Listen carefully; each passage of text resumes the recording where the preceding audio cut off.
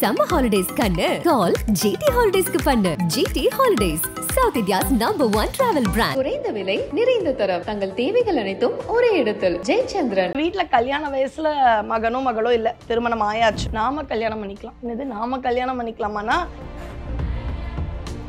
சுக்குக்கு மிஞ்சிய மருந்து இல்லை, சுப்பிரமணியனுக்கு மிஞ்சிய தெய்வம் இல்லை. திருப்பரம் குன்றத்தில் நீ சிரித்தால் முருகா. பங்குனி உத்திரம் பௌர்ணமியோடு கூடினதுதான் பங்குனி உத்திர பெருவிழா. தெய்வ திருமணங்கள் இருக்கக்கூடிய நாளும் பாத்தீங்கன்னா இந்த பங்குனி உத்திரம் தான். பொதுவா பத்திரிகையில மணமக்களை ஆசீர்வதிக்குமாறு கேட்டுக்கொள்கிறோம் அப்படிதானே போடுறோம். ஆனா இந்த பத்திரிகையில மணமக்களின் ஆசியை பெற்று போகுமாறு கேட்டுக்கொள்கிறோம். சம்பந்தர் சொல்லியிருக்கார், அட்டிட்டல் காணாதே போதியோ பூம்பாவாய்னு. அந்த இடத்துல தமிழ் தெரியாத இடத்துல போயிட்டேன்னா என்ன பண்ணுவேன், அதனால என்ன உன்னோடையே வச்சுக்கோயேன். வணக்கம் நேர்களே, இன்னைக்கு நம்ம கூட சொற்பொழிவாளர் கற்பகலட்சுமி இருக்காங்க, அவங்க கிட்ட பேசிடலாம். வணக்கம். வணக்கம். பங்குனி உத்திரம் ரொம்ப சிறப்பா வெகு விமர்சையா நடைபெறக்கூடிய ஒரு திருவிழா. சிவபெருமானுக்கும் சரி முருகப்பெருமானுக்கும் சரி ரெண்டு பேத்துக்கும் உகந்த ஒரு திருவிழானே சொல்லலாம். இதை பத்தின தகவல்களை எங்களுக்கு கூடுதலா சொல்லுங்க. மாதங்களில் 12வது மாதம் தான் பங்குனி. உத்திர நட்சத்திரம் 12வது நட்சத்திரம். எவ்வளவு ஒரு அழகான கோயின்சிடன்ஸ் பாருங்க. 12வது நட்சத்திரம் 12வது மாதம், இது ரெண்டும் சேர்ந்தா மட்டும் போதுமானா இல்ல, மூணாவது ஒன்றும் இருக்கு. அதுதான் நம்ம முன்னோர்கள் பார்த்தீங்கன்னா எல்லா விழாக்களையும் சித்ரா பௌர்ணமி, வைகாசி பௌர்ணமின்னு ஒவ்வொரு மாத பௌர்ணமிக்குமே ரொம்ப சிறப்பாக பண்ணியிருக்காங்க. ஏன் பௌர்ணமி? இன்னைக்கு விளக்கெல்லாம் இருக்கு, மின்சாரம் இருக்கு, ஆனால் அந்த காலத்தில் மின்சாரமே கிடையாது. அப்போ ஒவ்வொரு விழாக்களும் பௌர்ணமியை ஒட்டி வைக்கும் பொழுது அந்த நிலவு பார்த்தீங்கன்னா அவங்க ஒரு இடத்துல இருந்து இன்னொரு இடத்துக்கு போயிட்டு வரத்துக்கான அந்த வழித்துணையா, வழிக்கு வெளிச்சமா அந்த நிலவு இருக்கும். அதனால பௌர்ணமி ஒட்டி தான் நம்முடைய முன்னோர்கள் எல்லா விழாவையும் வச்சிருக்காங்க. கோடை கால துவக்கம்னு பார்த்தீங்கன்னா அந்த பங்குனியில தான் அந்த கோடை தெரிய ஆரம்பிக்கும். எல்லாரும் சொல்ல ஆரம்பிச்சிருக்கோம், வெயில் தெரியுதுல, தாகம் எடுக்க ஆரம்பிச்சிடுச்சுல அப்படின்னு சொல்லக்கூடிய விழா அப்படின்னு பார்த்தீங்கன்னா பங்குனி விழா தான் ஆரம்பம். பங்குனி உத்திரம் பௌர்ணமியோடு கூடினது தான் பங்குனி உத்திர பெருவிழா. சிவனுக்கும் முருகனுக்குமானா இல்லப்பா, ஐயப்பனுக்கு பர்த்டே பிறந்த நாள் பார்த்தீங்கன்னாலும் பங்குனி உத்திரம். அது மட்டும் இல்லை, வில்லுக்கு எப்படி ஐயப்பனை நினைப்போமோ அது மாதிரி வில்லுக்கு விஜயன் சொல்லிட்டு அர்ஜுனனுக்கும் இந்த உத்திரம் தான் பிறந்த நாள். இப்படி வீரர்கள் பிறந்த நாளும் இதுதான். அது மாதிரி தெய்வ திருமணங்கள் இருக்கக்கூடிய நாளும் பார்த்தீங்கன்னா இந்த பங்குனி உத்திரம் தான். சிவபெருமானுக்கு நிறைய ஆலயங்கள்ல திருமணம் நடக்கும். ஏன்னா சித்திரையில மதுரையிலலாம் திருமணம் நடக்கிறது மாதிரி, உதாரணத்துக்கு மயிலை கபாலீஸ்வரர் திருக்கோயில்ல ரொம்ப விமரிசையா கற்பகாம்பாள் கபாலீஸ்வரருக்கு திருமணம் நடக்கும். இந்த தடவை பார்த்தீங்கன்னா சில இடங்கள்ல ஞாயிற்றுக்கிழமை, சில இடத்துல திங்கட்கிழமைன்னு 24, 25 2 நாளுமே வருது. அப்ப எதை நம்ம பின்பற்றலாம் அப்படின்னா ஒரு சின்ன விண்ணப்பம். உங்க ஊர்ல இருக்கிற அந்த கோயில்ல என்னைக்கு அந்த விழா நடக்குதோ, இப்ப மதுரையிலலாம் இருக்கிறவங்க திருப்பரங்குன்றத்தை பின்பற்றணும். இப்ப எங்களுக்கெல்லாம் பார்த்தீங்கன்னா திங்கக்கிழமை, ஏன்னா நாங்க மயிலையில இருக்கோம், கபாலீஸ்வரர் திருக்கோயிலை ஒட்டி எங்களுடைய விரதங்கள் இருக்கும். அப்ப அன்னைக்கு என்ன பண்ணணும், காலையில எழுந்து குளிச்சு வீட்டுல சுவாமிக்கு விளக்கேத்தி நிரம்ப மலர்களால அர்ச்சனை செய்து வடை பாயசம்னு பண்ணி ஒரு அழகான விருந்து மாதிரி சமைச்சு சுவாமிக்கு நிவேதனம் பண்ணி நாம சாப்பிடணும். அப்படிப்பட்ட ஒரு நிறைவான விழா கல்யாண வரம். யாருக்காவது கல்யாணம் வேண்டி வீட்டுல இருந்தாங்கன்னா அந்த கல்யாணம் நல்லபடியா அமையணும். கல்யாணம் நடந்தா மட்டும் போதாது இந்த காலத்துல இல்லையா, அந்த திருமண பந்தம் நீடிக்க வேண்டும். அதனால அதற்கான வேண்டுதல் செய்ய வேண்டிய காலம். அப்ப வீட்டுல கல்யாண வயசுல மகனோ மகளோ இல்ல, திருமணம் ஆயாச்சு, அப்ப என்ன பண்ணலாம், நாம கல்யாணம் பண்ணிக்கலாம். என்னது நாம கல்யாணம் பண்ணிக்கலாமானா, நம்ம ஜீவாத்மா, சுவாமி பரமாத்மா, நமக்குள்ள இருக்கிற ஆணவம், கர்மம், மாயை இதெல்லாம் விட்டுட்டு ஜீவாத்மாவாகிய நாம் பரமாத்மாவோட சேர்ந்தா சின்முத்திரை வருது பாருங்க. இது மாதிரி நாம் இறைவனோடு இணைய வேண்டிய ஒரு காலம் தான் இது. அதனாலதான் கோயில்களுக்கு சென்று கல்யாண உற்சவம் பார்க்கிறோம். அப்படி கல்யாண உற்சவம் பார்க்கும் பொழுது நமக்குள்ள பார்த்தீங்கன்னா சுவாமிக்கு அந்த திருமாங்கல்யம் கட்டும் பொழுது, கெட்டிமேளம் அடிக்கும் பொழுது நமக்குள்ள ஒரு மாதிரி பூரிப்பான உணர்வு. நம்ம மகன் மகள் கல்யாணத்துல ஒரு பொறுப்புணர்வு தான் இருக்கும். எவ்வளோ பேர் வருவாங்க, எல்லாரையும் உபசரிக்கணும். ஆனா சுவாமி இதுல பார்த்தீங்கன்னா ஆனந்தம் மட்டும்தான் இருக்கும். அப்ப நாம் இறைவனோடு என்னைக்கு இது மாதிரி கலக்க போறோம், நமக்கு எப்ப இறைவனோட திருமணம் அப்படின்ற ஒரு உணர்வினை கொடுக்கக்கூடிய அற்புத விழா தான் பங்குனி உத்திரம். பங்குனி உத்திரம்னு சொல்லும்போது நமக்கு தெரிஞ்ச அழகான மாப்பிள்ளை யாரு? முருகன்.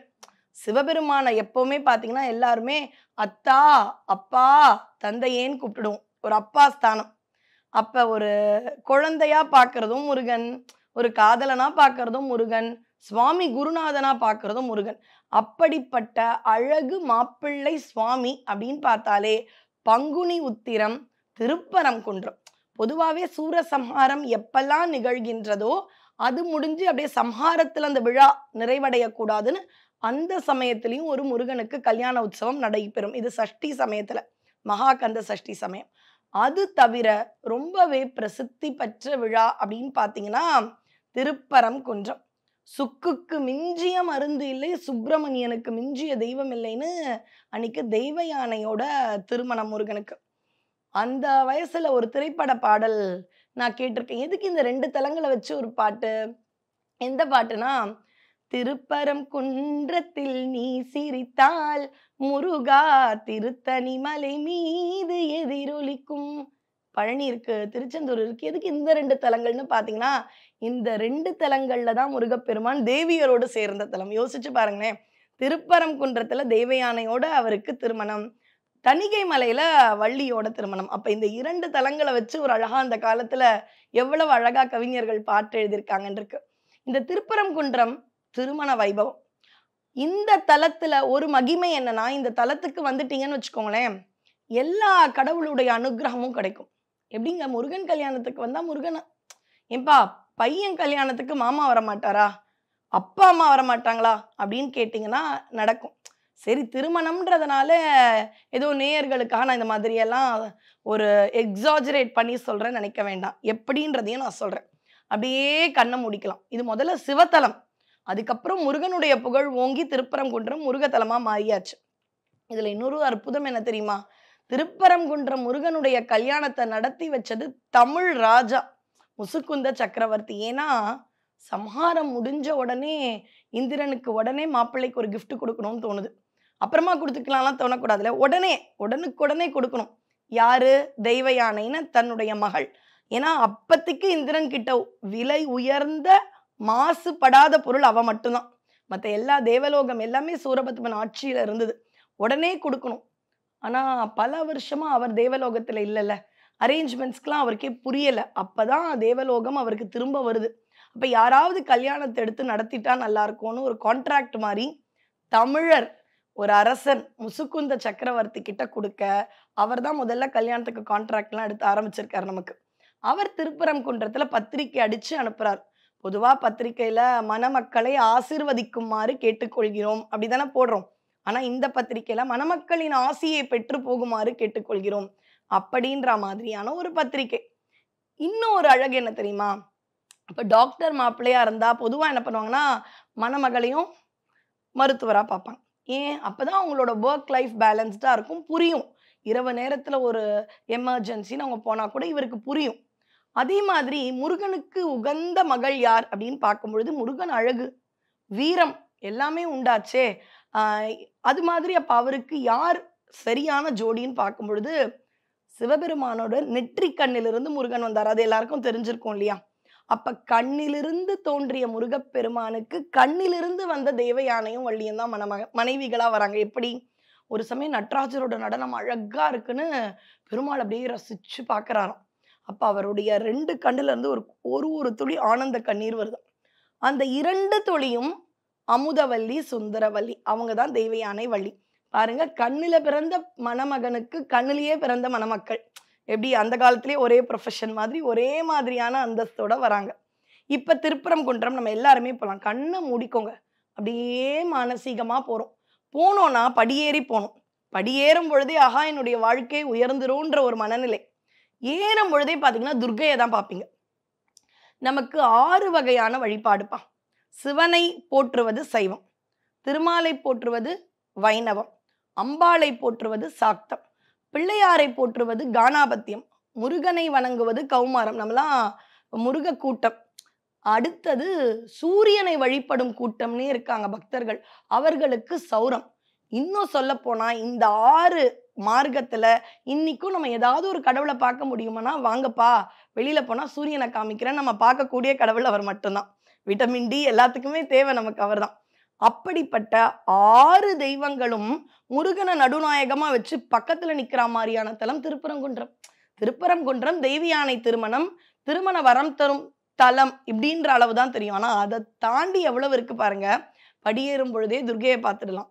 அம்பாள் வந்தாச்சா, சாக்தம். அம்பாள் பக்கத்திலேயே பெரிய குழந்தை இருக்கும், கானாபத்தியம் பிள்ளையார். உள்ள போனா நடுவுல மாப்பிள்ளை மாதிரி முருகன் இருக்க, ஒரு பக்கம் அப்படியே சிவபெருமான் சைவத்தின் தலைவர், இன்னொரு பக்கம் பெருமாள் இருப்ப. அப்ப எல்லாரும் வந்தாச்சு. சூரியன் அங்க பாத்தீங்கன்னா முருகன் இருப்பாராம், அவருக்கு மேல பாத்தீங்கன்னா சூரிய சந்திரர்களும் இருப்பார்கள்.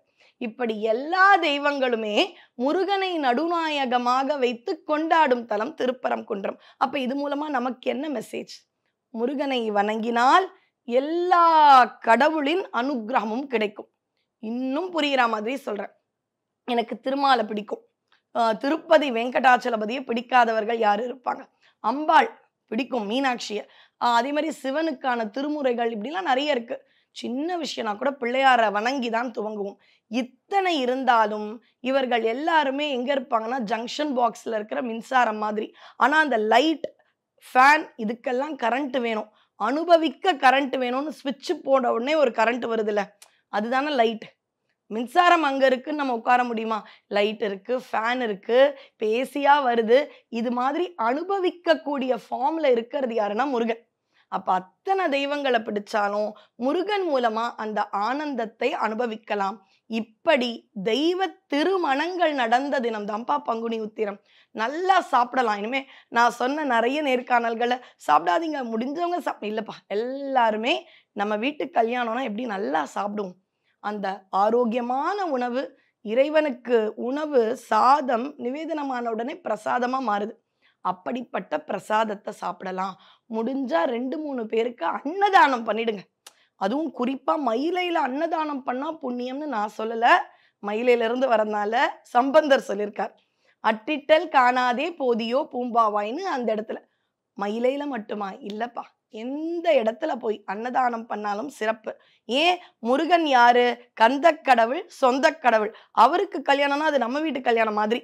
அதனால ஒருத்தருக்கு வாங்கி கொடுத்தாலும் நாம அந்த கல்யாணத்துல பங்கு கொண்ட அளவு இருக்கும். அதனால நம்ம ஊருக்குள்ள இருக்கக்கூடிய தலத்துல இருக்கக்கூடிய ஏதாவது ஒரு தெய்வீக கல்யாணத்தை பார்க்கணும்.